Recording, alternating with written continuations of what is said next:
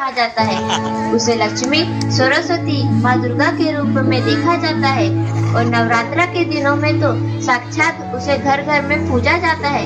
फिर क्या हो गया कि आज वह अपने अस्तित्व की लड़ाई लड़ रही है, वह अपने जीवन की भीख मांग रही है।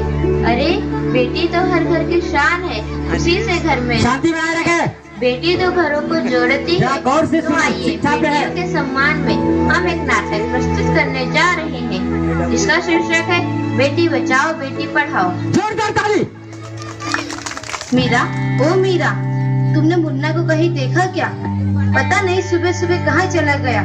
अभी उसने कुछ खाया भी नहीं, दूध भी नहीं पिया और स्कूल जाने की तैयारी भी तो करनी है। नहीं माँ, मैंने तो मुन्ना को नहीं देखा। मैं तो सुबह से बर्तन ही धो रही हूँ। माँ, मुझे भी स्कूल जाना है। मुझे पढ़ना लिखना बहुत अच्छा लगता है। मेरा भी दाखिला स्कूल में करा दो ना माँ। ए छोरी, बड़ी आई स्कूल जाने वाली, घर के काम काज अच्छे से सीख ले। आगे चलकर यही तेरे काम आने वाले हैं। पढ़ लिख कर कौन सा तुझको कलेक्टर बनना है? जल्दी जल्दी बर्तन साफ कर। माँ जी, मीरा को भी स्कूल में दाखिला दिला दीजिए ना, उसे भी पढ़ना लिखना जरूरी है। तू चुप कर, पढ़ना लिखना ये तो केवल लड़कों का काम है। उन्हें आगे चलकर घर गृहस्थी की जिम्मेदारी जो संभालनी होती है।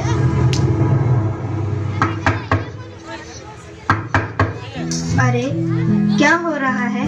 कौन किसकी जवाबदारी है? और हमारी मीरा बेटी क्यों रो रही है? देखिए ना डॉक्टर दीदी, दादी मुझे स्कूल ही जाने नहीं देती। कहती है तुझे पढ़ लिख कर क्या करना है, आगे चल के चूल्हा चौका ही तो संभालना है। अरे यह तो बहुत गलत बात है माँ जी। क्या आपको नहीं लगता कि हम बेटियां भी पढ़ लिख कर आगे बढ़े? आज समाज बहुत आगे बढ़ गया है माँ जी। की बात कर रही है, हम 21वीं सदी में जी रहे हैं। मैं आज ही टीचर दीदी से बात कर मीरा का दाखिला स्कूल में कराती हूँ। और हाँ, मैं तो यहाँ इसीलिए आई थी कि मुन्ना को पोलियो ड्रॉप दिया कि नहीं। जगह जगह इसके कैंप लगे हैं। अच्छा हुआ बहन जी आप आ गए। अब मुन्ना को पोलियो ड्रॉप भी दे देंगे और मैं इसे स्कूल भी पहुँचा दूंगी। अच्छा मीरा, अब तुम रोना नहीं, तुम जरूर स्कूल जाओगी और एक दिन पढ़ लिख कर मेरी तरह बहुत अच्छी डॉक्टर बनोगी। ठीक है बेटे? और अब टीचर का प्रवेश। बहू, जरा एक गिलास पानी तो लाना। अभी नहीं बाबूजी।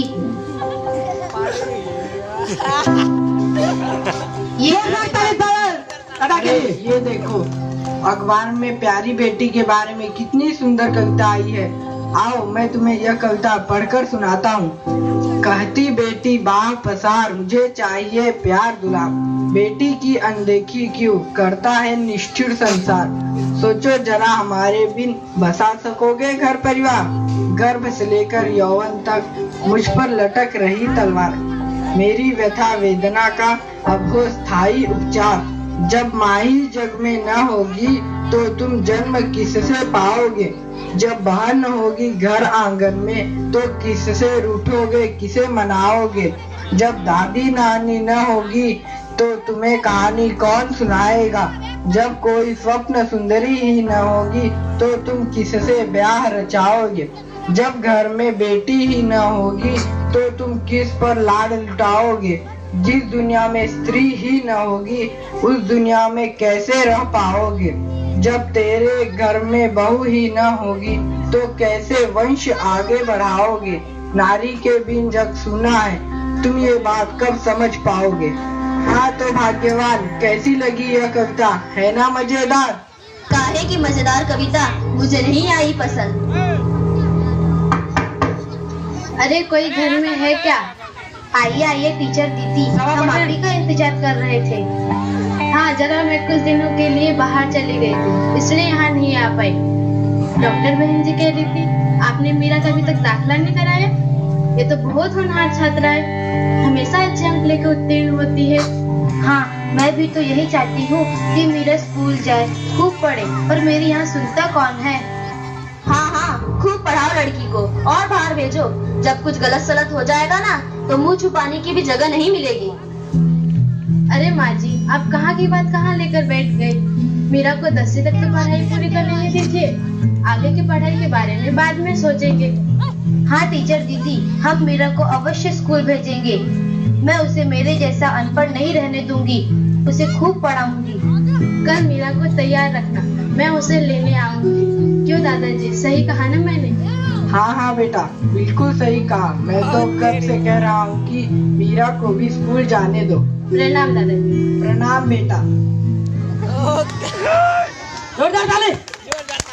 खत्म।